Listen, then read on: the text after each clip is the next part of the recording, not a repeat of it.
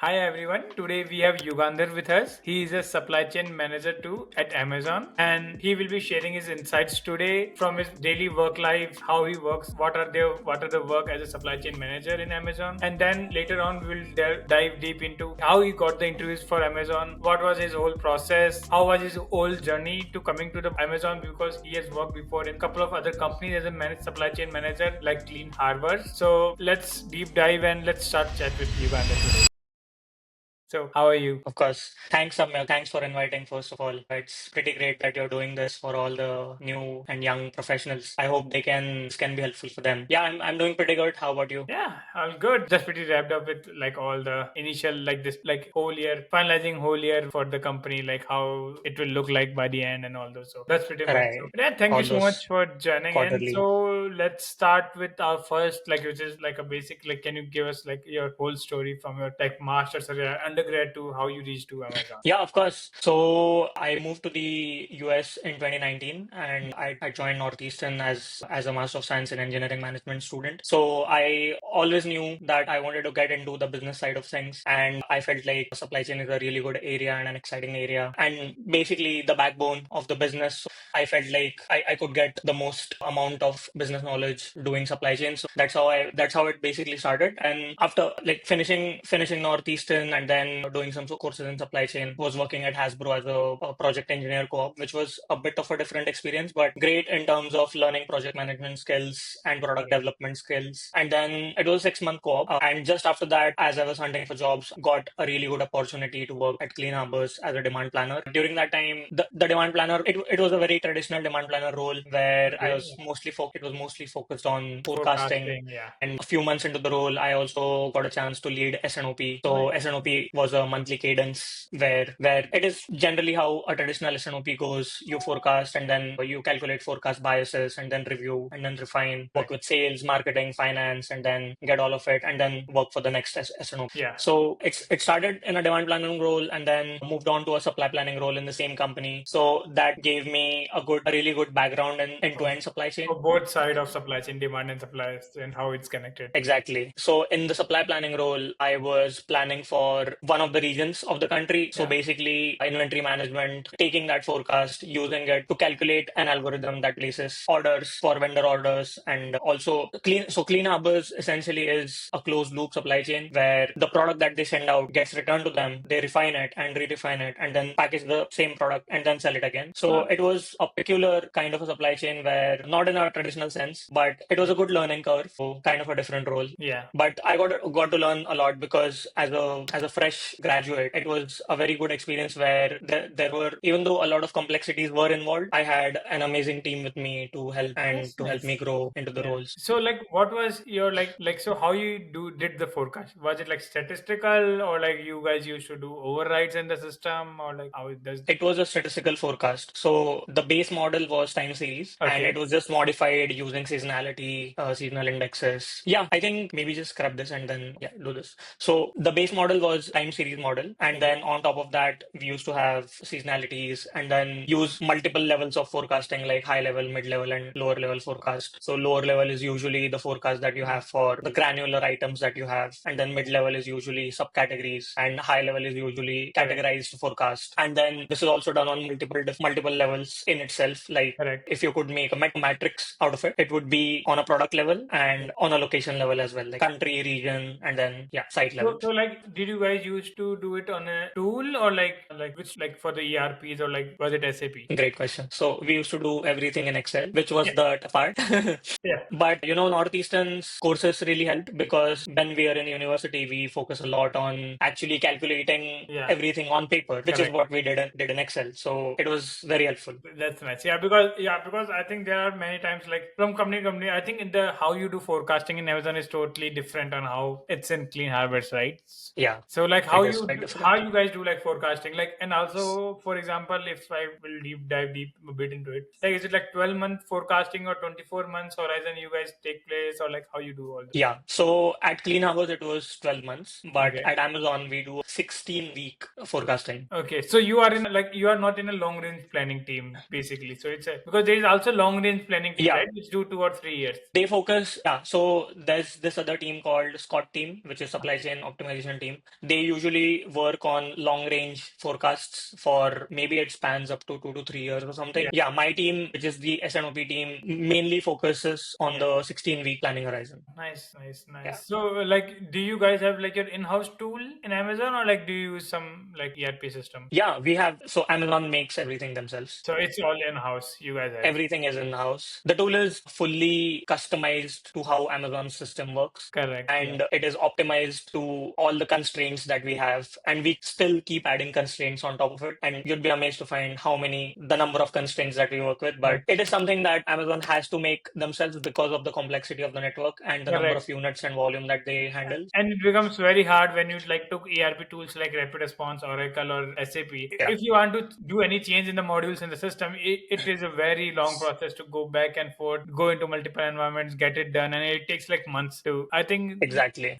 like having own tool helps like to do all the planning very fast. Exactly. And how the agility is in Amazon, it's definitely like they need something which have their whole control over it. Yeah, yeah. Because in my second experience, I was working at Moxion Power. Yeah. So it was a tech startup. Nothing was when I joined, just bought NetSuite as an ERP, and nothing was implemented. So I was mostly focused on implementing the ERP into our system. Then later, implementation of MRP was one of my big projects there. So there, I faced a lot of problems like these because when you get a tool from outside and then you want to incorporate that tool into your company, there are so many challenges on very different levels where your business acts a certain way and then you want that ERP to make your models in a certain way, which it doesn't do. And there are a lot of limitations. So Amazon really benefits by making their own models. You did, and then after that you came to Amazon, right? So like, what's your like daily like life as a SNOP manager? We to explain that, just like I said, there's a monthly cadence to SNOP when it is done in a traditional setting, right? Like you forecast once a month, and then that forecast is again done the next month. Correct. And all between this month, you work on everything that you discuss in an SNOP, which is the execution side. But at Amazon, we do the same thing but weekly. So every week we publish a forecast, and then that is being executed by other teams on a week-to-week basis. Okay, so like if I say for like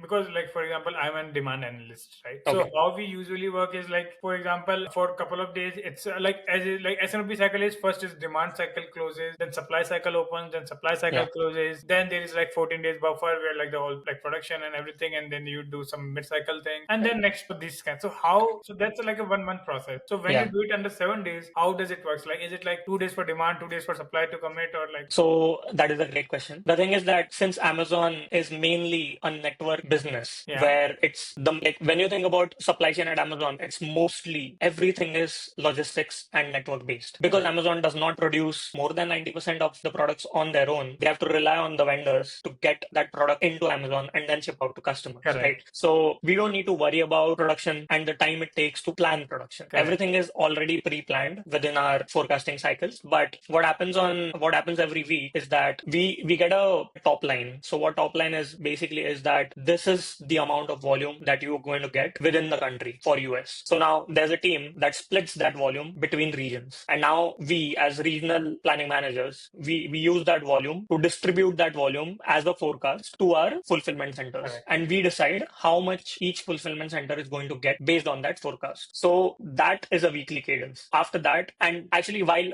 we forecast, we also take into consideration all the other constraints like capacity constraints, process engineering constraints, production planning constraints, space limitations, fullness. There are a lot of things that go into the picture. So everything happens simultaneously. Nobody waits for anyone to do anything. Correct. Understood. Yeah. So basically, you guys you don't have to worry about the production cycle and all those. You just have to put the proposals in the system so that a supplier can see of what's the next 4 months, and he can plan his production according to that, or he can schedule his deliveries to like US. That is essentially true, and I'm sure that happens at some part of the business. Yeah. But what we usually do is we make a plan. So we make an SNOP plan, which the entire network below, like downstream, has to follow. So let's say I decide 50 million units are going to go to the Northeast region. So now all the fulfillment centers and everything that is catering to Amazon, like mid-mile, last-mile, all the downstream teams and operations and everyone that works at Amazon in the Northeast region has to work with the volumes that I give them. Okay. So you work on the downstream on your end. So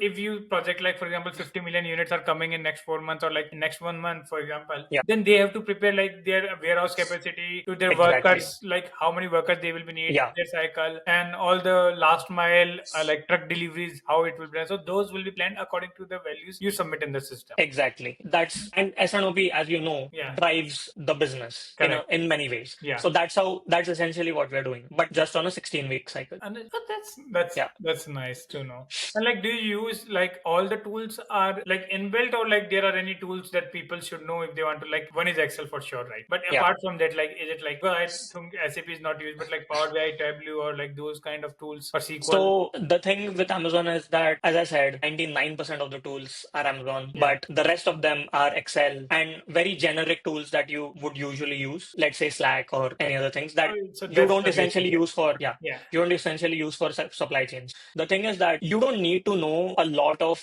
the tools that Amazon uses. The only thing that you need to know, as if you're considering joining Amazon as into supply chain, anywhere in the supply chain, Yeah. is the conceptual knowledge that goes behind using a tool. Let's say you're using SAP or NetSuite or any other thing. Yeah. You need to know what values you are inputting and what it is impacting, how Correct. it is changing your plan, how something is driving the other thing is what you want to know. Because when you come to Amazon, everything is different. You've never seen the UI, it's so complicated. But what helps is the knowledge that you have. So basically, people should know like the domino effect of the things that you will put into. Exactly. Like, so if you're putting you will like this product, we will sell 100. So how it's going to impact supplier, how it will be impacting DCs, how it will be impacting last mile, how it will transfer to those signals. Because the basic will be the same. It's just how they develop. The basics of supply chain would be the same everywhere. Exactly. Yeah. Calculations are almost all the time same. Yeah. So Yeah, it's like how, so basically it's like why we need like basic a good lead time in the system, why we need those kind of things. So make sure we have the correct data generating out of the system, because correct. otherwise data won't make sense if we don't have the correct like master data that we are inputting in the system. Yeah. Thanks for sharing those. So like as you said, like, so Excel is one, but like, do you guys use SQL? We do, but again, it's an Amazon internal SQL tool. But again, if you already know SQL, It will be easy, right? syntax The is, basic yeah, knowledge of SQL you should know, so that you yeah, can put the scripts and you can understand the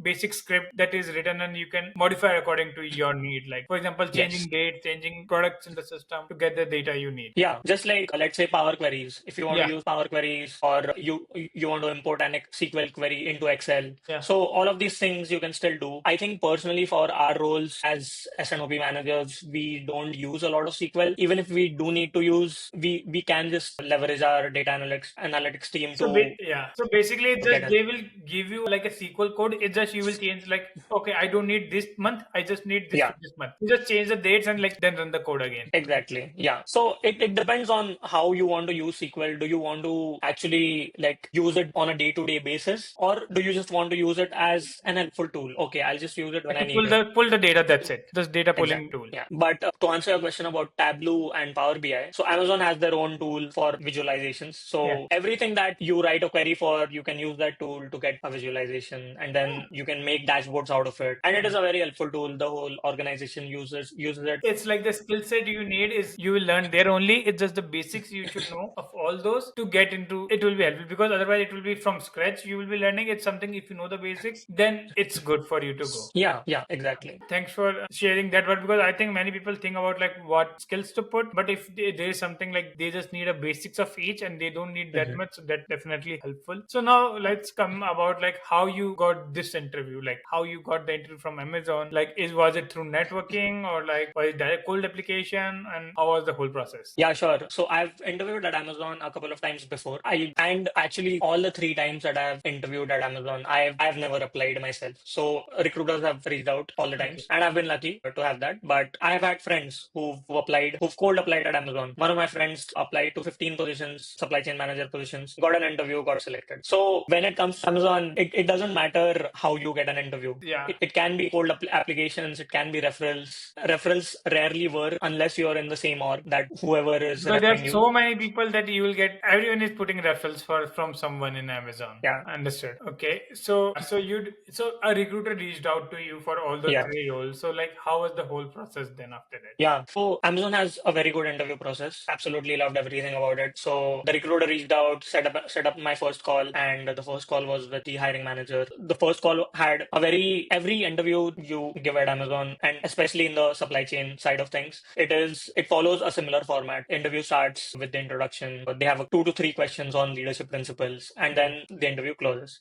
So, and even after the first round, I was selected for the loop, which is a five route, five Yeah. interviews at a time. So I think even that's the all of very those, painful part of giving like those 5 interviews of 1 hour each yeah. and getting drilled down on each question and trying to think of those many examples. Right, right. That is a challenge Yeah, for sure, because if you want to make up stories as they are asking questions, you can never do it. You have to prepare your stories. You have to write them into the star format. You need a solid 2 weeks to prepare for the whole interview. correct. So it was more so those 5 interviews, was it like on a single day, all 5 back to back, or like 2 3 days spanned out? And like what type of questions to have and what's the general format of those interviews? Yeah. So in my case, I had all the interviews on the same day. I would recommend splitting it between 2 days. It Yeah. is very helpful if you do that or not. At least you don't end up being mentally exhausted, and then Yeah. you still have energy for the next round, and then you get more time to prepare for your stories, to reflect on how you've done in the first couple of interviews, and then if you have three on the next day, then you can Yeah. perform better. Is what I feel, and I've always recommended to people, whoever has asked me, to split the interviews between the 2 days. It's helpful. I know it can be strenuous because, oh, now the interview has started.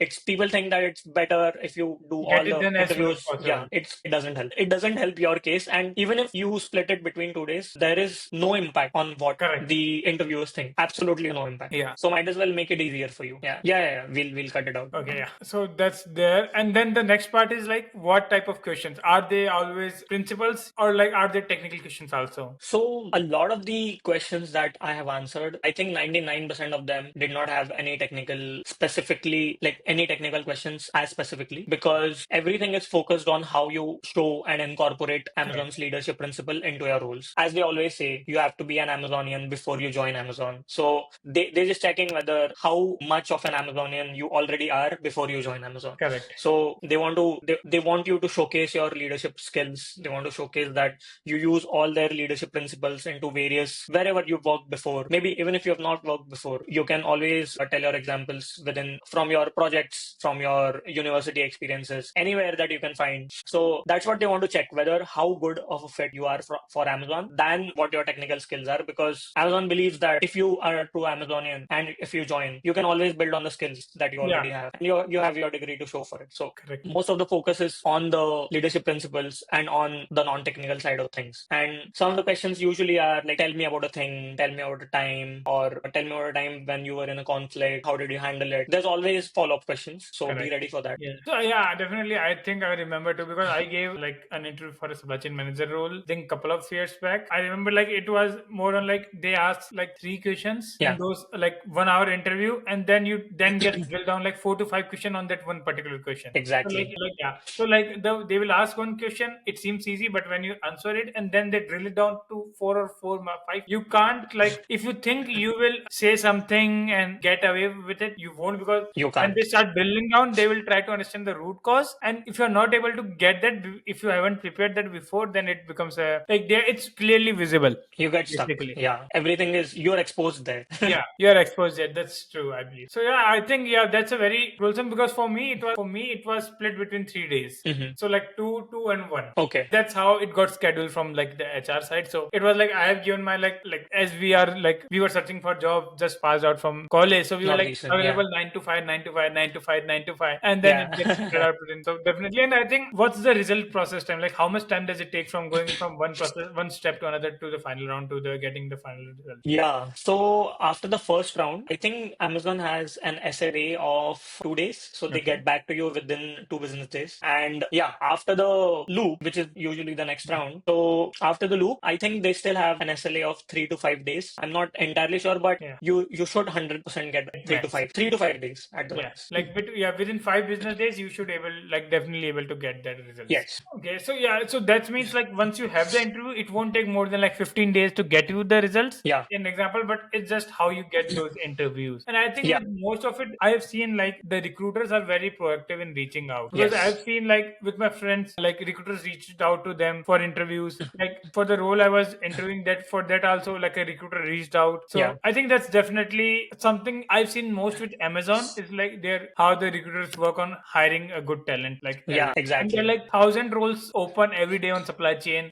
It's like new 100 roles coming up every day and every now and then. Yeah, definitely noticed all of that. But it's great that how Amazon relies on their recruiters to find people, because it's beneficial to Amazon, right? Correct. They have their recruiters reach out to multiple people, they go through the interview process, and ultimately they get the best out of all of the students. Yeah. They get the cherry. So I think it works out well for Amazon in that case. Yeah, I think that's definitely makes sense. So now, Yeah. like jumping on to the next one. So like I'm just talking about like the recent news from like Amazon that we have heard couple of things, Mhm. which is more on like RTO 5 days a week. How that's happening? Like how is it? Like how people are accepting that, or like how's that thing? I think if you are on the supply chain side of things, Yeah, people don't really mind coming to the office because the role itself is a lot more communication, a lot more hands-on and execution than other teams. correct, Like I've probably noticed a lot of disrest between the software and the data side where people are a little hesitant towards coming in and restrictive towards the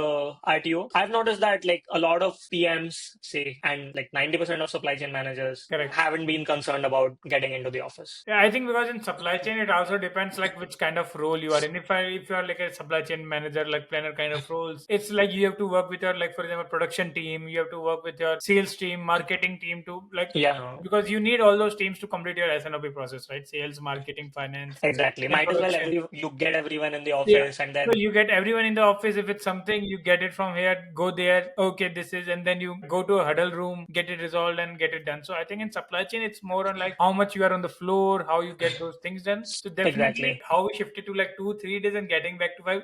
I think it will take time, Yeah, and you will see people get distressed, jumping from one ship to another, like one company to another, to see if it's still. But I think it's going there, like because I believe JP Morgan have also started 5 days a week now. I think a couple of weeks back I'd they've heard about announced it. 5 days of work week in the office. So yeah, and now so regarding to that, how about so I've heard like due to like layoffs in the Amazon, there is a pause in the green card process. Yeah, I don't have much knowledge about it so far. Okay. I mean, mine hasn't started yet, so I can't say to that. Okay. Yeah. Yeah. But like, I think I had heard something that they were going to resume the green card process this Yeah. year or something like that. But Yeah. so Okay. far, I haven't heard of Because any more news. like couple of weeks back how I got to know was like couple of weeks back one of my friend got like a similar like a recruiter reached out to him, and then Yeah. like in the mail where it was like this is the job description, this is like the type, this is, can you send us the answer to the below questions, and Yeah. then there were it was written that right now we have paused I-140 filing. Okay. So that's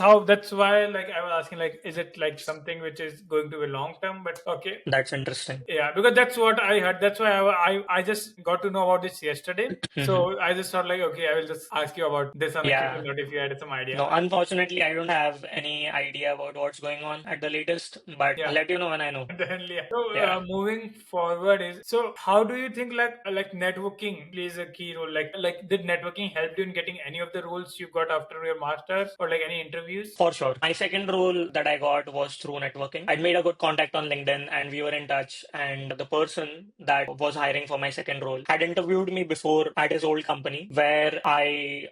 unfortunately, I did not end up going. But then the same person was hiring for another role at Moxion. Ah, So I just casually reached out that, what kind of a guy are you looking for? And he was like, if you want to interview, let's interview. So it was a very easy interview process because I had already interviewed with him and I yeah. had worked with a couple of other members. I had already talked to a couple of members in the company before. So, but networking is definitely very helpful because whenever like I found myself looking for jobs twice. Once was right after I graduated and Yeah. once was right before Amazon because so the Moxion Power, the company that I was working for, got Oh, bankrupted. So during that phase, I was looking for more jobs. So I had to heavily rely on my network and everyone that I know of on okay. LinkedIn and everywhere else. But Yeah. I think networking is definitely yeah, a great I help. think network, how people think it like it's like people think like to get referral is a networking, but I think it's more on like a long time frame thing. Like how you can build network to use that in your future prospect. Like for example, if I'm talking to you right now, Yeah. and now if I reach out to you in next couple of months or a year, like we have built those connections now, and it can Yeah. help us those in the future. It's not more on like what you will get cut like quickly right now from Yeah, there. exactly. Exactly. That's It's what people misuse networking for, yeah. mostly for just referrals. Yeah, people just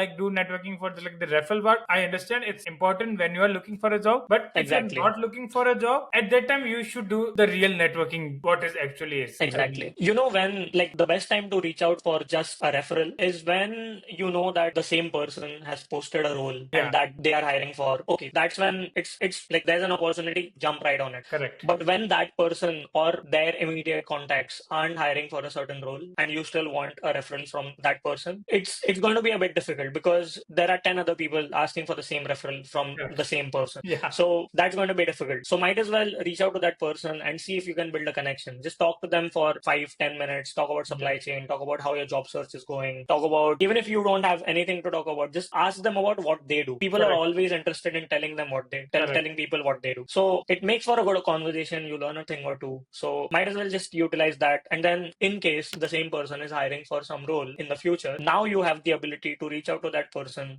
That person already knows you. And then that give you a referral in a heartbeat. And maybe Yeah. put in a few good words to the hiring manager as Correct. well. Yeah, I think because that's when it actually matters. Like when he knows you, because right now what maximum he can do is like if you reach out normally directly, hey, just give me a referral. Like if at the max it will be just putting a referral in the system. But if Yeah, he knows you, he might put a good word with the manager also, or he might share you like for example hiring manager like this is the name of a hiring manager. Please reach out to him on LinkedIn or like exactly. those kind of like small things that could be very beneficial out there. Correct, correct. Like recently, I've been helping a few people myself. So people like you get hundreds of requests every day, Yeah. every week. I have to say. So out of those, a few you all like whoever needs your help genuinely. Like, okay, can you help me build my resume? Or Yeah. I'm struggling to find a job. How can you help with something? You are inclined to help all of these people. But when you see the first message as someone who wants a referral, because you can't refer hundreds of people that message you. That's definitely. So it's always better to reach out and ask for help, ask for some tangible help, as in what was your job search strategy? How did you navigate this Yeah. part? I'm having trouble getting interview calls, or I'm not able to crack interviews. Yeah. What can you help? Can you do mock interviews? Stuff like that. And people always help on LinkedIn. If you ask Correct. for mock interviews, no, I'm pretty sure a lot of people will never say no if you want Yeah, to tell them. yeah. I always say like if you reach out to 10 people, two you will get help from two. And Exactly. reaching out to 10 people doesn't take that much time. Yeah, it's just you have to be continuous and be over there. Like people think I have sent like 50 messages. Either if you have sent 50 messages, got only two, then I think there's something wrong with what you are sending. Because I think 60% of the time, how I get like those referral things is that hey, I'm looking for supply chain roles. I have this like experience and these are the Yeah. skills. Can you refer me any role in your company and your organization? Like Yeah. we straightforwardly don't reply to those messages because it's a long process. Now I will ask, okay, which role you are interested in, then they will send it, then we'll ask for resume, and then they will it's a very long process. Exactly. We Too want much back and forth. yeah. If you need referral, you just say, hey, this is the like these are the skills, this is my resume, this is the job ID, and this is why I think perfect fit, and just send it to them. I think that's like a basic so that he knows why to apply. For sure, for sure. And like even I think at companies like at very large companies like Amazon or Yeah. Google, Facebook or any large company, I think there's like so many positions that are open all the time. So a referral can do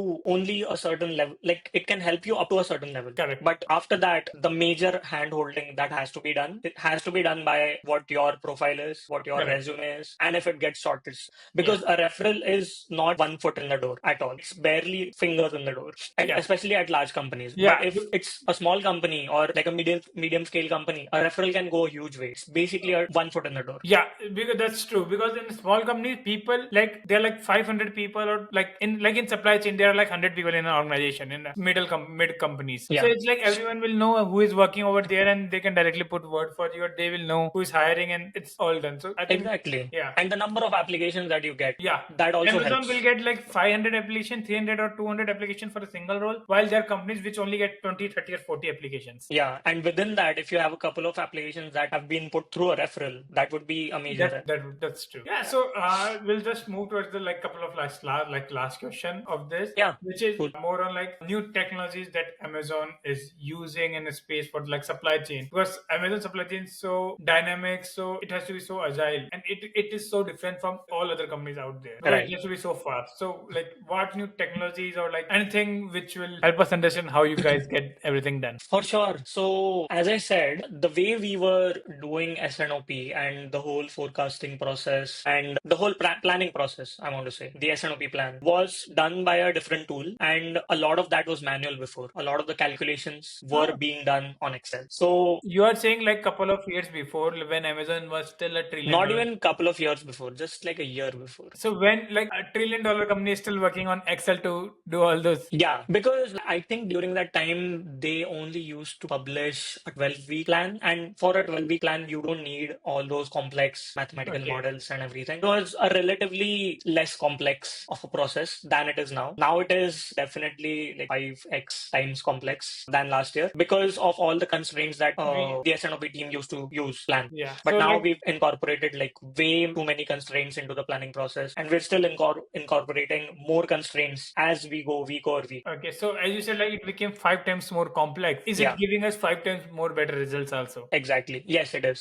Okay, yeah. It Okay, then is. yeah. So as we heard, like there were like those different warehousing. Like, are there any new warehouse tools? Like, for example, machines that we hear in that we see some videos of like how warehouse operates in Amazon. Like, do you have any idea of how like is there something new or like something? I think a lot of these machines and the Amazon robotics machines Yeah, are already on many videos on yeah. YouTube. So it's what you generally see, but they keep upgrading. Okay. So I've visited a few fulfillment centers of my own, right? So I'm sure you've seen those robots that look like iRobots, like Yeah. a vacuum cleaner robot Correct. takes the whole bin and moves around. So there's like, let's say, less than a soccer field area of a Yeah. warehouse building of a floor, and you have hundreds of these robots containing bins, and no person is allowed inside. So everything that happens on that surface is being managed by robots automatically. Yeah. That's the So use. that was mind blowing for me because it is operating on such high level of complexity that so none of the robots like Collide or collide or nothing falls out of it. It's very smooth. Everything is programmed into the robots that if someone wants to pick some item out of the bin, you put in that item and then a certain robot brings that item from wherever it is on that floor within 10 seconds to you, and you pick that item and then that is shipped and you get the item within 2 days. yeah, that's why we see like how Amazon is able to reduce it from like 7 days to 3 days to 2 days, 1 day, and now like they try to ship it in like Same 12 day. hours, 24 hours, and like that. Yeah. Like you order Yeah. now, you will be getting an order before 8 a.m. in the morning. Exactly. So that is one of the things that me and my team owns, and I will soon contribute to that process as well, which is essentially called placements, which means that we're working on finding items, or not just finding items, but we're working on a project that lets us keep all the correct items at the correct locations and in correct quantities. So forecasting before the customer even orders and have it ready for the customer so that when the customer orders, the customer gets it within 1 day. So basically, the right placement of the product at the nearby location of customer. Yeah, exactly. Not the big DCs, it will be like small fulfillment, like small centers, which is like not that much like a big DCs that we have in like I think Kentucky, Amazon have a very big DC Yeah. and something. Not it will be like a small fulfillment center which will be near like every hub, small like 3-4 cities, something like that, right? No, so we're targeting FCs for that. So the thing is that you might feel like getting an item into a DC or out of a DC is a time consuming process, right? Yeah. But for Amazon, it's not. Amazon works on optimizations, and it's optimized at a level where everything gets in really quickly and gets out really quickly. So a normal DC is also a fast operating DC for them. Correct. Yeah, so like once you place the order, it can go as quickly as like in 5 to 10 minutes out of the warehouse. Within minutes, yeah. Within Within minutes. minutes, the item is picked. And Within packed. minutes, it is packaged. Less than a minute, I would say. And the product is packaged, and everything is on fast conveyor belts. So the conveyor belts that you not naturally see It's very are, slow. yeah, they are, I think, 5 or 6 miles per hour, or probably less. But Amazon conveyor belts are way faster. You put an item on one side of the DC, and that item is through the DC onto the ship dock within like less than a minute. It's so fast. That's So I was mesmerized when I went to the FC and did the whole tour, did Yeah. the whole training as to what is happening exactly. What is it that Amazon is doing? correct. And it was crazy. And did you also got a chance to visit? Like you guys also have your own airfield, right? Yeah, I haven't visited any Okay. of that. Yeah, because once I was going, I think in Kentucky or somewhere, and I saw like you guys had your like own airfield where the plane was landing and getting the things from the Yeah. warehouses and all this. So even that, I think I've